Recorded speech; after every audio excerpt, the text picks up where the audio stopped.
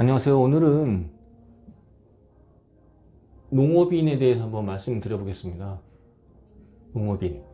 우리가 농지를 취득하는 이유가 몇 가지가 있는데, 먼저 농지를 취득하는 이유. 농지를 취득하는 이유가, 먼저 농업인이 귀농을 해서 정말로 나는 농사를 짓는 농업인이 되겠다. 그러기 위해서 농지를 취득하는 경우도 있고, 또 주말 농장용으로 주간에는 직장을 다니고 주말에 가족이 먹을 수 있는 간단한 식재료, 농사를 짓기 위한 주말 농장용으로 농사를 짓는 농지를 취득하는 경우가 있겠고, 그리고 농지를 개발하고자 농지를 전용하고자 농지를 취득하는 경우도 있겠습니다. 먼저 주말 농장용으로 농지를 취득하는 경우는 면적에 의해서 구분이 됩니다. 1000제곱미터 302평 미만으로 농지를 취득할 경우에는 이 주말 농장용으로 농지를 취득한다고 나라에서 인정을 해주고요. 이거는 각 개인별 면적이 아닌 세대 기준 면적입니다. 엄마, 아빠, 그리고 자녀들 다 포함해서 취득한 면적이 1000제곱미터 미만이어야 하고요. 사실 예전에는 주말 농장용으로 취득했을 때 가장 큰 혜택이 농사를 짓든 안 짓든 주말 농장용으로 농지를 취득했을 경우에는 사업용으로 인정을 해줬습니다. 사업용 토지로 인정을 해줘서 추후에 양도할 때 양도세율에서 10%를 가산하지 않고 10%를 가산한다는 얘기는 비사업용으로 인정을 하겠다는 얘기거든요. 10%를 가산하지 않고 사업용 토지로 인정을 해줬기 때문에 그것만으로도 가장 큰 이득이 있었고요. 하지만 이제는 주말 농장 농지도 실제로 농사를 제촌하면서 작용하면서 농사를 짓지 않으면 이제는 비사업용 토지로 인정을 받습니다. 그렇기 때문에 이제는 농지를 취득할 계획이 있으시다면 이 주말 농장보다는 1000제곱미터 이상으로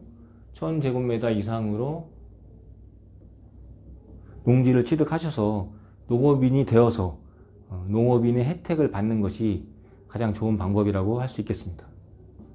이 농업인도 사실 기준이 있거든요. 이 농업인도 혜택에도 그 농업인의 기준에 따라서 혜택이 조금씩 다릅니다. 이 농업인도 이 농지법상 농업인 기준이 있고, 그리고 세법상 농업인 기준이 있습니다. 이 농지법상 농지법상 농업인이 될 수도 있고, 내용은 똑같은데 혜택은 똑같은데 산지법상 농업인 기준도 있습니다. 그리고 농업식품산업법, 농업식품산업법에 따른 그 농업인 기준도 있고, 그리고 농업협동조합에 맞는 농지법 기준이 있습니다. 이런 경우에는 사실 국민연금이나 건강보험료, 그리고 자녀의 대학금, 학자금 대출에 대한 것도 있고, 혜택도 있고, 그리고 농협조합원 가입해서 출자를 해서 그 출자금에 대한 그 혜택, 이율을 받는 그런 혜택도 있습니다. 그리고 직불금을 받을 수 있는 혜택도 있고요. 그리고 면세유도 받을 수도 있고요. 이런 혜택이 있는 반면에 이 세법상 농업인은 사실 이 혜택을 받기 위해서 이 농업인이 되는 가장 큰 이유라고 볼 수 있는데요. 이 세법상 농업인은 말 그대로 취득세 감면, 그리고 양도세 감면, 그리고 사업용 토지 인정. 뭐 이건 양도세하고 뭐 관련이 있긴 하지만 이런 세 가지 혜택을 받기 위해서 이 세법상 농업인 기준을 만족을 해야 합니다.